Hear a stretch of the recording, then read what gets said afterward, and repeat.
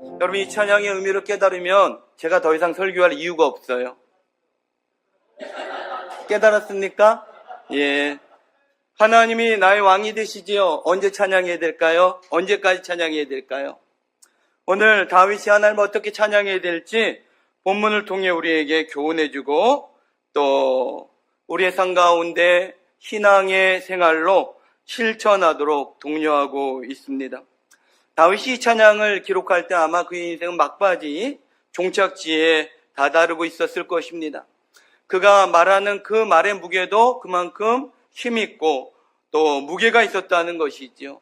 한 인생이 마감하는 시점에 내뱉는 유언과 같은 고백은 그가 일생 동안 붙잡고 살았던 그 무언가를 나누는 일이기 때문에 그렇다는 것이죠.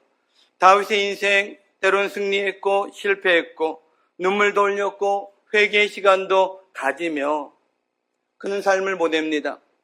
그는 가장 높은 곳까지 올라갔어요. 그리고 무려 40년이라는 긴 시간을 살아갑니다. 그런 그가 마지막 삶의 종착지에서 다시금 그의 마음속에 있는 내용들을 내뱉는데 여호와를 향해 탄식하는 것도 아니고요. 이런저런 기도의 간구함도 아니고요.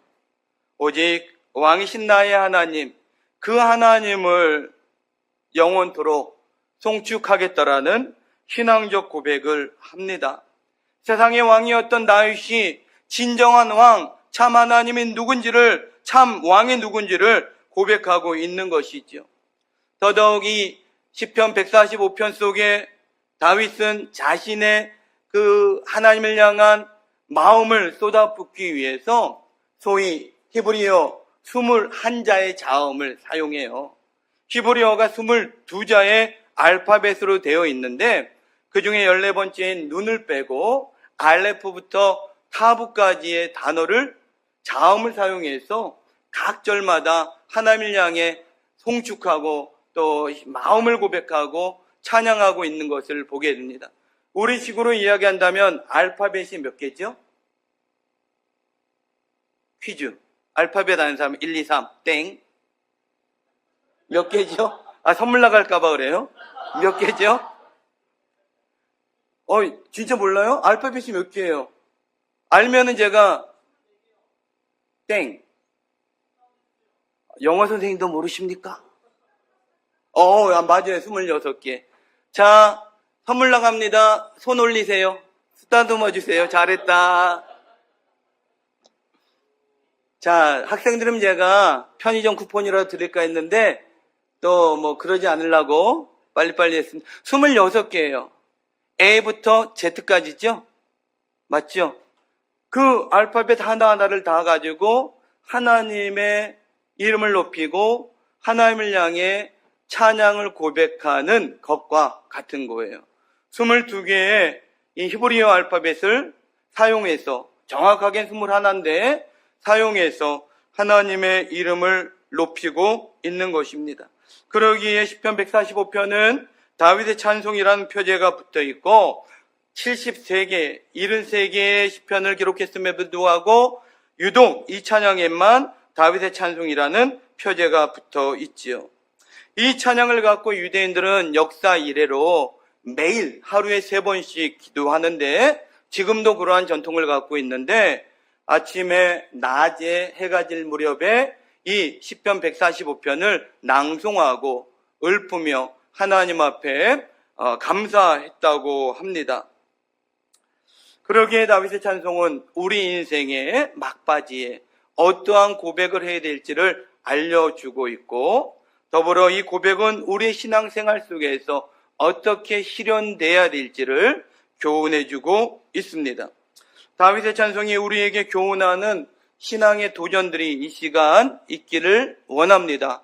더불어 그 도전을 통하여서 우리의 생활 가운데 다윗의 이 찬양의 고백이 우리의 고백으로 드려지는 실천도 다짐해보는 이 시간이 되었으면 좋겠습니다. 3가지의 내용으로 살펴볼 텐데 첫째는 우리 하나님을 날마다 송축해야 된다는 것입니다. 우리 하나님은 날마다 찬양받으실 분이심을 다윗이 고백합니다. 1절과 2절 말씀 다시 한번 볼까요? 왕이신 나의 하나님이여 내가 주를 높이고 영원히 주의 이름을 송축하리이다. 내가 날마다 주를 송축하며 영원히 주의 이름을 송축하리이다. 이 송축이라는 단어가 히브리말로 바라크라는 건데 정확하게 이해하면 복을 빌다, 예배하다, 경배하다라는 의미를 갖고 있어요. 그런데 이 자음 바라크라는 이 송축과 더불어 베렉이라는 단어가 무릎이라는 단어인데 바라크와 베렉을 연관지어 사람들은 하나님을 송축하며 무릎을 꿇고 엎드려 하나님을 찬양한다라고 생각을 하게 돼요.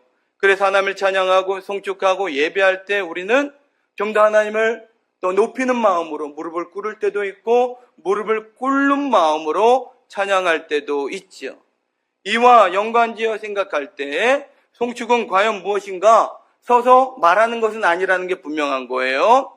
어떠한 자세냐면 무릎을 꿇고 엎드리는 행위처럼 하나님 앞에 무릎을 꿇고 하나님을 왕으로 인정하며 그를 높이는 마음과 자세와 태도가 송축이라는 거예요.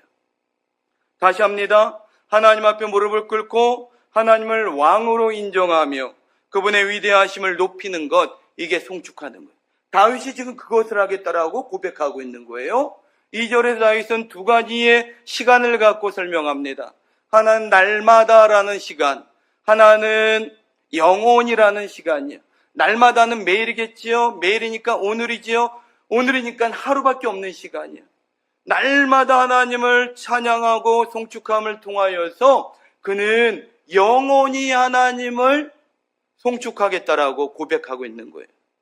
영원히 송축하기 위해서 선행돼야 될 게 무엇인가? 지금, 오늘, 날마다라는 이 시간에 하나님을 향해 찬양을 올려드리면 그것이 누적되고 쌓여서 무엇합니까? 결국은 영원히 송축하게 된다. 그 고백을 하고 있는 것이죠. 아마 다윗이 오늘 아침, 날마다 매일 아침에 일어나며 주님 감사합니다. 그렇게 고백했을 거예요. 그리고 해가 질 무렵에 다시 한번 하나님 앞에 무릎을 꿇고 주님 오늘도 감사했습니다. 그렇게 고백했을 거예요. 그 고백이 쌓이고 쌓이면 결국 영원한 송축이 된다. 그 이야기를 고백하고 있는 것입니다.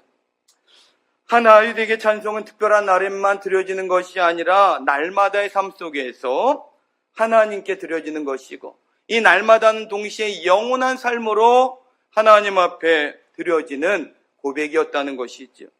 다윗은 하나님의 송축함에 있어 무엇보다도 하나님이 행하신 그 일들을 찬양하라 교훈합니다. 더불어 그의 행사를 찬양으로 끝나는 것이 아니라 선포하라, 증거하라는 거예요. 전하라는 거예요. 4절 말씀 같이 한번 볼까요? 4절 말씀 같이 읽습니다. 대대로 주께서 행하신 일을 크게 찬양하며 주의 능한 일을 선포하리라. 찬양으로 끝나는 게 아니에요. 증거하라는 거예요. 다윗의 삶에는 하나님이 나의 왕이기에 내가 하나님을 찬양합니다라는 고백만 있는 것이 아니라 그 하나님을 증거했다는 것이지요. 시인은 자신의 경험 속에서 맛보고 만난 그 하나님을 입가의 찬양으로만 끝내지 아니하고 입술로 찬양할 뿐만 아니라 가족과 또 이웃에게 들려주고 다음 세대에 전하여 선포하고 있습니다. 그런 삶을 통하여 영원히 하나님을 주를 높이고 송축하리라 고백하고 있는 것이지요. 4절의 말씀에 보게 되면 대대로 주께서 행하시는 일을 크게 찬양하며 주의 능한 일을 선포하리라 고백하고 있잖아요.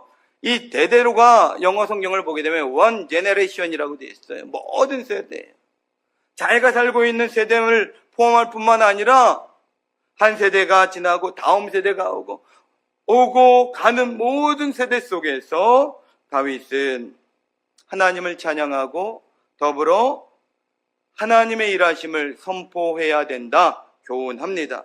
왜 그래야 될까요? 왜 그렇게 해야 된다라고 고백하고 있을까요?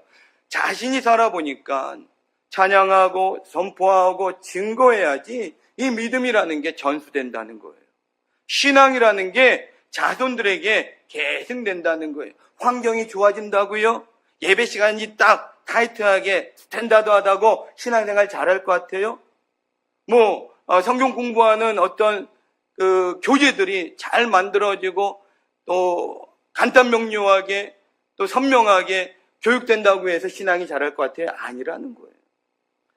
다윗이 이야기하는 것은 신앙의 전수, 또 계승은 입에서 입으로 전달되고 내 입에서 선포되고 내 입에서 찬양으로 증거될 때 믿음이 또 신앙이 이어지고 계승된다라고 이야기하고 있는 것입니다. 그러기에 시편 78편 4절에서도 교훈하기를 하나님의 은혜와 능력을 숨기지 말라고 이야기해요. 후대의 전파라고 이야기합니다. 같이 한번 말씀 읽어볼까요? 같이 읽습니다. 우리가 이를 그들의 자손에게 숨기지 아니하고 여호와의 영예와 그의 능력과 그가 행하신 기이한 사적을 후대에 전파하리로다. 숨기면 안 된다는 거예요. 은혜 받은 거 간증하라는 게 떠벌리고 자랑하라는 얘기가 아니에요. 잘 다듬어서 하나님이 내 인생 가운데 일하심을 증거하고 그 증거가 내 삶에 내 마음에 깊이 묻어져서 내 신앙생활, 내 삶 속에서 능력으로 드러나도록 살아가는 것, 그것을 이야기하고 있는 것이지요. 하나님의 기이한 사적을 또 후대에 알림을 통하여서 내가 받은 은혜가 이어지고 내가 믿는 하나님에 대한 믿음과 신앙이 계승되도록 행하라 이야기하고 있는 것입니다. 때로는 우리의 찬양은 크게 선포되어야 돼요. 때로는 우리의 우리 신앙 속에서 찬양은 읊조림, 입가의 옹알이처럼 또 선포되어야 된다라고 이야기하고 있는 것을 보게 됐죠. 4절과 5절 말씀 같이 볼까요? 4절, 5절 같이 봅니다. 읽습니다. 대대로 주께서 행하시는 일을 크게 찬양하며 주의 능한 일을 선포하리로다. 주의 존귀하고 영광스러운 위엄과 주의 기이한 일들을 나는 작은 소리로 읊조리리이다. 서로 좀 상반되잖아요. 언젠 크게 선포하라, 찬양하라 이야기하고 이번에는 작은 소리로 못 알아들을까봐 읊조리는 것, 작은 소리로 읊조리라 이야기합니다. 이건 모순이 아니에요. 순서라는 것이죠. 작은 소리로 읊조리는 골방의 묵상이 큰 광장으로 나아가서 찬양으로 선포될 수 있다 이야기하고 있는 거예요. 혼자 있을 때 내 삶에 일하시는 그 하나님을 되새기는 그 시간이 결국은 여러 사람 앞에서 하나님을 전도하는, 하나님을 알리고 말하는 힘이 된다. 그 이야기하고 있는 것입니다. 그러기에 내 개인적으로 하나님과의 긴밀한 만남, 교제 중요한 거예요. 날마다 하나님을 송축함으로 영원히 하나님을 송축하는 그 삶이 나를 경건하게 하고 나의 신앙을 힘있게 한다는 거예요. 더불어 내가 경험한 하나님을 내 안에 꽁꽁 올무로 가두는 것, 묶어놓는 것이 아니라 나의 삶 속에서 이웃과 가족들에게 나눠질 때 더 균형 잡힌 신앙의 생활을 이어갈 수 있다 이야기하는 거예요. 여러분, 건축을 하는 거에 있어서 세로축과 가로축, 기둥을 세우는 것, 또 더불어서 가로에 층을 올리는 것, 이게 균형을 잘 맞춰야지 된대요. 세로축과 가로축이 잘 맞닿고 균형이 잡혀야 안전성이 있다는 거예요. 기둥은 심었는데 위아래로만 잘 맞는다고 해서 건물이 튼튼하지 않다는 거예요. 층이 올라갈 거 아니에요. 층이 올라갈 때마다 더불어 또 세로축과 가로축이 잘 맞닿아야지 건물이 아름답고 더 든든하게 세워진다는 거죠. 신앙생활도 다르지 않다는 거예요. 하나님과의 관계가 잘 맺어지고 더불어 그 관계 속에서 교회와 성도, 이웃과 가족, 이 관계가 잘 맺어질 때 신앙의 세로축, 신앙의 가로축이 잘 맞닿을 때 더 건강한 신앙생활 우리 가운데 구축될 수 있다는 거예요. 믿음의 건물이 아름답고 든든하게 지어질 수 있다는 거예요. 하나님과의 관계는 좋아요. 그래서 경건하지만 이웃과의 관계가 무너져 버리면 신앙생활이 즐겁지 않다, 외롭다는 거예요. 반면에 이웃과 가족과의 관계는 좋아요. 친절해요. 인정받아요. 그런데 하나님과의 관계는 없는 거예요. 예배에 소홀해요. 기도에 소홀해요. 하나님 앞에 나와 찬양하고 또 이런저런 봉사와 충성한 게 소홀해요. 그러면 어때요? 결국 병든 신앙으로 전락할 수밖에 없다는 것이죠. 여러분, 날마다 우리 입술을 통해 하나님을 송축하시고 날마다 쌓이고 쌓여서 영원히 하나님을 송축할 수 있는 저와 여러분 되시기를 바랍니다.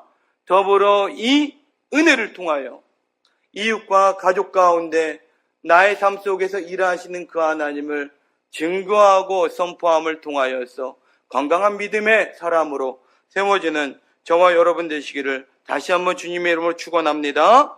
여러분, 둘째, 우리 하나님은 은혜로 우리를 통치하시고 다스리신다는 거예요. 구약성경 룻기를 보게 되면 나오미의 남편이 나옵니다. 나오미의 남편이 누굴까요? 엘리멜렉이에요. 엘리라는 것은 나의 하나님은, 멜렉이라는 것은 왕이다 이거예요. 그래서 엘리멜렉을 연관지으면 나의 하나님은 왕이시다, 그런 의미거든요. 그 이름 자체가 뭐예요? 신앙적 고백이에요. 오늘 다윗 신앙을 고백하잖아요. 왕이신 나의 하나님이요. 이 고백과 똑같은 거예요. 엘리멜렉, 그를 부르는 사람들마다 그들은 하나님은 나의 왕이다 라는 선포를 하고 있는 거예요. 그런 그에게 흉년이 찾아왔습니다. 베들레헴의 흉년이 길게 들어오고 또 그 일로 인하여서 엘리멜렉이 생각하게 돼요. 더 이상 이곳에 있을 수 없구나. 이제 떠나야겠다. 살기 위해 떠나야겠다. 내 아들 또 내 아내를 데리고 모압으로 가야겠다라고 결단합니다. 물론 중간중간에 기도했겠지요. 또 하나님의 도움을 구했겠지요. 그러나 그의 선택은 온전히 하나님을 의지하지 못한 결과의 선택이었다는 거예요. 그 결과 룻기 1장에 와보면 어떤 결과가 있습니까? 엘리멜렉도 모압에서 죽음을 맞이하고 시간이 지나 그의 아들들 둘도 모압에서 죽음을 맞이하고 맙니다. 살고자 떠난 길, 살기 위해 도착한 모압이었는데 오히려 인생의 죽음을 맞이하게 됐다는 거예요. 흉년 가운데 먹을 것 찾아가는 건 응원해 줘야 될 일이에요. 그렇죠? 그럼에도 불구하고 갔는데 왜 이런 결과가 왔을까요? 엘리멜렉은 환경을 찾아 떠난 거예요. 하나님의 도우심과 은혜를 구하기보다 환경을 쫓아갔기 때문에 그러한 결과가 온 것이지요. 하나님의 도우심보다 자신의 판단과 결정을 의존하고 따라간 것입니다. 하나님의 약속보다 눈에 보이는 그것을 잡기 위해 쫓아간 것이지요. 여러분, 나오미는 이제 남편도 두 아들도 잃어버립니다. 고대 사회에서 남편이 아들이 없다는 것은 자신의 재산이 텅 비었다는 의미와 똑같은 거예요. 남편이 아들이 기업이잖아요. 고대 사회에서 재산이었단 말이에요. 자기를 보호하는 울타리였단 말이에요. 인생의 모든 것들을 잃고 나오미는 베들레헴으로 다시 돌아올 수밖에 없게 되지요. 그 인생 가운데 하나님이 찾아오시고 또 은혜 주셔서 앞서 모압에서 룻이라는 자부를 만나게 하십니다. 또 베들레헴에 왔지만 기업 물을 이유도 없는 자신의 집에 룻을 위하여 하나님께서 기업 물을 자로 보아스를 준비해 놓으시죠. 빈손으로 베들레헴으로 돌아왔지만 모든 것들을 다 잃고 돌아왔지만 다시금 하나님께서 나오미의 가정에 회복을, 은혜를 허락해 주시게 됩니다. 나오미가 베들레헴에 도착하고 또 그곳에서 고백했던 고백이 뭔지 아세요? 전능자가 나를 괴롭게 하였다. 이게 그녀의 고백이었다는 거예요. 하나님이 나를 고통 가운데 내 마음을 후벼 팠다, 괴롭혔다, 이 고백을 했다는 거죠. 그런 인생 가운데 하나님이 은혜의 손길을 내미시고 그의 잃어버린 모든 것들을 회복시켜 주십니다. 끊어졌던 계보를 다시 있게 하시고 더 나아가 다윗의 왕가의 계보를 이어 주심으로 그리스도께서 오시는 그 역사의 한 통로로 나오미의 가정이 쓰임받게 되지요. 여기서 우리는 이러한 사건을 통해 하나님은 심판만 하는 분이 아니라 그 심판의 역사 속에서 은혜를 베푸시고, 하나님은 등진 자들을 또 외면하는 분이 아니라 그들이 다시금 돌아오기를 기다리시며 은혜의 손길을 내미는 분이심을 보게 됩니다. 그런 하나님을 향해 다윗이 신앙적 고백으로 9절을 통해 찬양하고 있는 거예요. 9절 말씀 한번 볼까요? 9절 같이 읽습니다. 여호와께서는 모든 것을 선대하시며 그 지으신 모든 것에 긍휼을 베푸신도다. 우리 하나님이 어떤 분이냐? 모든 것을 좋게 만드신다는 거예요. 선대하신다는 것, 좋게 만든다 이야기하는 것이고요. 모든 지은 것들을 어떻게 하신다고요? 긍휼히 여기시고 긍휼을 베푸신다. 은혜 주신다는 거예요. 그 하나님의 선하심과 그 하나님의 긍휼하심이 있기에 오늘 우리가 이곳에서 예배하는 줄 믿습니다. 사람의 실패를 하나님은 역전시키신다는 것이죠. 그것이 하나님의 은혜라는 것이, 갈 길을 잃어버린 인생을 하나님은 다시 돌아오게 하시고 그가 가야 될 그 길을 안내해 주신다는 거예요. 그게 하나님의 선하심이고 그것이 하나님의 은혜 긍휼이다라고 다윗이 고백하고 있는 것입니다. 여러분 8절 말씀 보세요. 다윗은 하나님의 성품을 분명히 알고 있어요. 8절 말씀 같이 한번 읽어볼까요? 같이 읽습니다. 여호와는 은혜로우시며 긍휼이 많으시며 노하기를 더디하시며 인자하심이 크시도다. 아멘. 하나님의 은혜, 하나님의 긍휼, 하나님의 노하기를 더디하심, 인자하심이 크기에 우리가 하나님 앞에 나아갈 수 있는 거예요. 그 은혜와 긍휼이 우리를 붙잡고 있고요. 하나님의 노하심이 더디기 때문에 하나님의 심판대 앞에서 우리가 회개하고 돌이키며 하나님의 도우심 앞에 나아갈 수 있는 거예요. 노하기를 더디하신다는 것은 노하지 않는다 그런 얘기가 아니에요. 하나님은 화도 없다? 아니에요. 거룩한 화를 내십니다. 하나님은. 그러나 무엇 하십니까? 참고 또 참아 오래 참으신다 말씀하는 거예요. 왜요?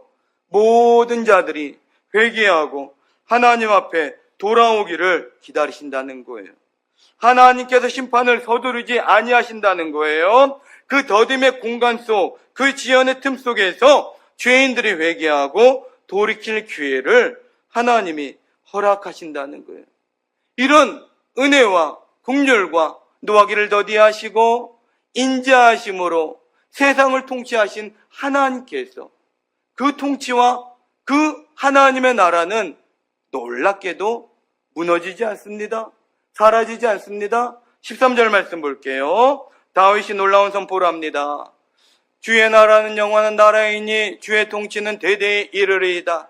주의 나라 영원하고 주의 통치 무궁하며 그 얘기하고 있는 거예요.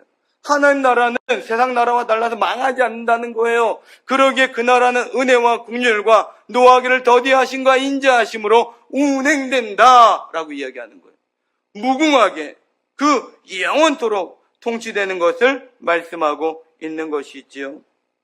여러분, 세상은 사람이 통치해요. 그러다 보니까 처음엔 잘하는 것 같은데 시간이 지나면 어떤 마음이 들어요? 빨리 바꿔치면 좋겠다. 바꿔놓으면 잠시 잘하는 것 같아요. 시간이 지나면 또 본색이 드러나요. 또 정권을 바꿔야겠다. 이런 얘기를 사람들이 그래서 하는 거예요. 그러나 하나님은 어떻습니까? 그의 은혜와 긍휼과 노하기를 더디하심과 인자하심은 변함이 없다는 거예요. 하나님의 나라는 영원하기 때문에 그 통치의 방식으로 하나님은 영원토록 다스리신다. 그 고백을 다윗이 하고 있는 것이죠.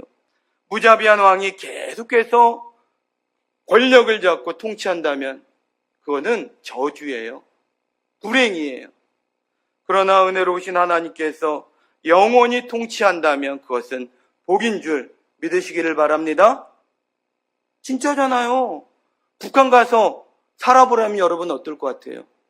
독재자가 계속해서 권력을 잡고 통제하는데 민주국가에 사니까 그나마 정권이 바뀌면 숨통이 좀 트이지 않습니까?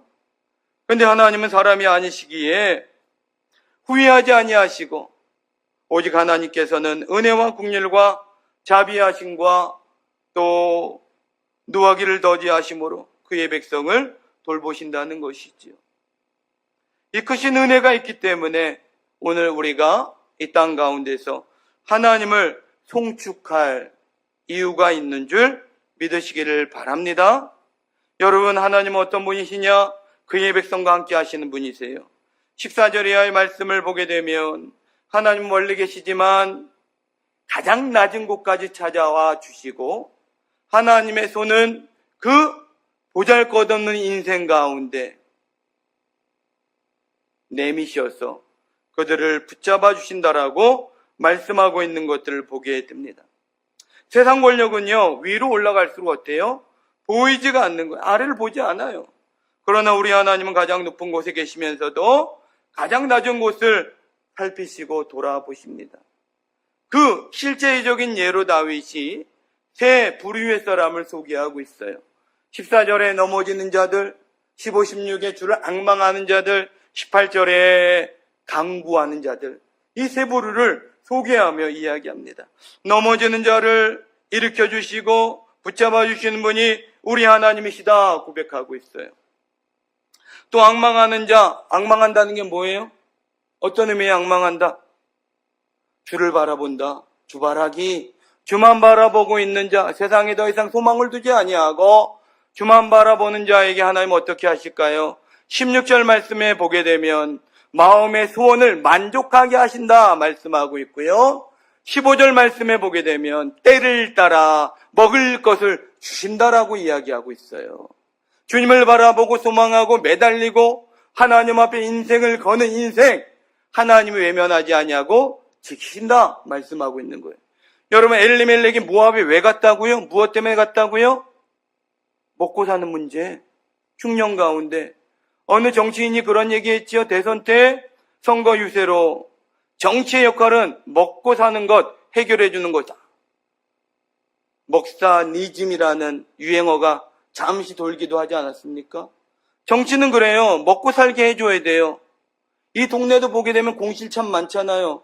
카페 하던 게 문 닫고 텅텅 비어있고 뭐 요즘 경제가 어렵느니 뭐가 어렵느니 답답한 이야기를 들으면 그 다음에 이놈의 정권은 왜 이래? 이런 얘기 하잖아요. 현수막 걸려있는 거 보셨어요? 적나라하게 이야기하고 있는 것들? 먹고 사는 게 힘들면 사람들은 그렇게 속에 있는 얘기를 내뱉을 수밖에 없다는 것이죠. 우리 하나님도 우리의 먹고 사는 문제 아세요. 인생의 굶주림 외면하지 아니하세요. 기독교의 신앙은요, 현실을 무시하지 않아요. 우리가 살아가고 있는 이 삶의 현장에 있는 문제를 끌어안고 기도하는 거예요. 초월하여서 천국의 이야기만 하는 것이 기독교 신앙이 아니라는 거예요. 그러게 열심히 공부하라고 얘기하고 열심히 일하라고 얘기하고 땀 흘려 수고하라 이야기하는 거예요. 하늘에서 떨어지겠지 입 벌리고 있어? 이건 기독교의 신앙이 아니라는 거예요. 산으로 올라가자, 우리끼리 모여 공동체를 이루자, 기독교의 신앙이 아니라는 거예요. 세상 가운데 나가 복음을 전하고 우리와 함께 하신 하나님을 증거하는 삶, 그게 우리의 신앙이라는 거예요. 하나님이 그렇게 우리를 살도록 하셨기에 하나님도 우리의 먹고 사는 문제에 외면하지 않으세요. 그러기에 광야에 모여 5,000명을 놓고 예수님은 보리떡 몇 개죠? 5개. 물고기 몇 개죠? 2개로 5,000명을 먹이시잖아요. 때로는 4,000명을 먹여요. 그게 예수님의 마음이었어요. 해질 무렵에 돌아가는 저들을 보며 마음 아파하시는 그 마음이 누구의 마음이라고요? 금방 끝낼게요. 예. 하나님의 마음이었다는 거, 하나님의 마음. 그런데 엘리멜렉이 주소를 잘못 찾은 거예요. 나의 하나님이라고 그 이름은 갖고 있었지만 그의 삶은 하나님을 향하지 않았다는 거예요. 살기 위해 간 그 땅에서 무엇해요? 엘리멜렉은 죽고만 거예요. 하나님은 그러기에 우리 인생에 먹고 사는 문제만 풀어주시는 분이 아니라 우리의 영혼도 책임져 주시는 분이심을 믿으시기를 바랍니다. 그리고 예수님이 말씀하셨잖아요. 오병이의 이유에. 나는 뭐라고요? 생명의 떡이다. 떡이야. 너희의 육신을 살리기도 하고 너희의 영혼을 살리는 생명의 떡이다. 말씀하신 것이지요. 엘리멜렉이 하나님 앞에 간절히 기도하고 또 은혜를 구했다면 그가 어떠했을까 문득 생각해 봅니다. 그도 기도했을 거예요. 그러나 그는 간구했지만 진실하게 간구하진 않은 것 같아요. 오늘 18절 말씀에 보면 하나님은 간구한 자들의 소리를 들으신다라고 이야기하시는데 듣긴 듣는데 누구에게 응답하실까요? 18절 말씀 같이 봅니다. 18절 말씀 같이 읽습니다. 여호와께서는 자기에게 간구하는 모든 자 곧 진실하게 간구하는 모든 자에게 가까이 하시는, 간구하래요. 기도하래요. 그러나 어떻게? 진실하게, 진짜 내 마음의 것들을 다 쏟아부으라는 거예요. 엉뚱한 데 가서 하소연하지 말고 하나님 앞에 나와서 하소연하고 쏟아붓고 해결은 받으라. 왜요? 하나님이 우리의 왕이시기 때문인 줄 믿습니다. 왕이잖아요, 왕. 문제가 생기면 법정에 쫓아가고 또 문제가 생기면 경찰서 쫓아가고, 왜요? 권력 있고 힘이 있고 판결해 주니까. 근데 하나님은 누구라고요? 우리의 왕이시잖아요. 우리의 왕이시기 때문에 먹사니즘뿐만 아니라 근본적인 우리 인생의 문제도 해결해 주실 수 있다. 그 얘기하고 있는 것이죠. 여러분, 진실한 기도 뭘까요? 정직하게 기도하라는 거예요. 예배 시간 잘 맞춰 나왔고 또 하나 옆에 헌금 제대로 하면서 기도하는데 진짜 진실한 기도가 뭘까요? 모를 수 있어요. 다윗이 이 이야기를 알려줍니다. 시편 109편에 와보면 다윗이 이런 기도를 하는데 아직 열지 마세요. 8절로 10절 말씀을 보면 이렇게 읊어요. 잘 들어보세요. 그의 연수를 짧게 하시며 그의 직분을 타인이 빼앗게 하시며 그의 자녀는 고아가 되고 그의 아내는 과부가 되며 그의 자녀들은 유리하며 구걸하고 그들의 황폐한 집을 떠나 빌어먹게 하소서. 너무 빨리 했죠. 이 내용이 어떤지 보여주세요. 109편 다 같이 읽어봅시다. 시작. 그의 사는 날을 짧게 하시며 그의 직분을 다른 사람이 갖게 하소서. 그의 자녀들은 고아가 되고 그의 아내는 과부가 되게 하시며 그 자녀들이 집 없이 떠돌아다니고 구걸하는 신세가 되게 하소서. 속 시원합니까? 다윗을 괴롭히는 자들에 대한 다윗의 마음속에 응어리예요, 응어리. 다윗이 이걸 가지고 하나님 앞에 나와 무엇하는 거예요? 기도하는 거예요. 하나님 앞에 정직하게 자신의 마음의 속마음을 다 쏟아붓는 거예요. 근데 우리는 어떻게 살아갑니까? 하나님을 찾기 이전에 친구를 찾아가고 누군가를 만나서 내 마음의 하소연 하잖아요. 답답한 거 다 쏟아놓으면 순간 시원하잖아요. 근데 그게 옳은 방법이 아니라는 거지요. 우리 마음의 답답함을 사람들에게 알리는 게 아니라, 가식적으로 가리라는 게 아니라 하나님 앞에 쏟아부으라는 거예요.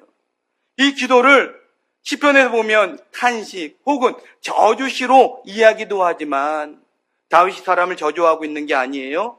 저 인생이 멸망하라고 선포하고 있는 게 아니에요. 어떤 마음이냐면, 하나님, 내가 이 정도로 괴롭습니다. 내 삶이.